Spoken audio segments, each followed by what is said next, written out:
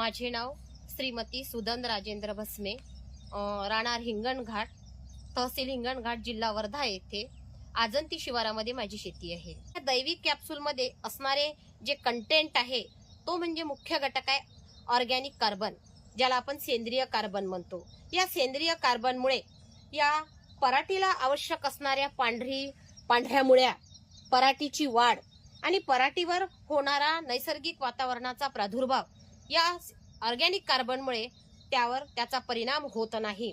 आणि जे घटक द्रव्य या कपाशीला आवश्यक आहे ती सगळी घटक द्रव्ये या दैविक कॅप्सूल मधून मिळत आहेत। याचा प्रत्यक्ष अनुभव मागील वर्षामध्ये याच शेतामध्ये मी चनाची लागवड केलेली होती आणि या चना पिकावर 3 फवारणी या दैविक कॅप्सूलची केल्यामुळे मला भरघोस उत्पादन चना या घटक द्रव्याचं आलेलं होतं। आणि त्याच अनुभवातून यावर्षी मी पुन्हा परत दैविक कॅप्सूलचा वापर माझ्या ह्या प्लॉटमध्ये मी केलेला आहे।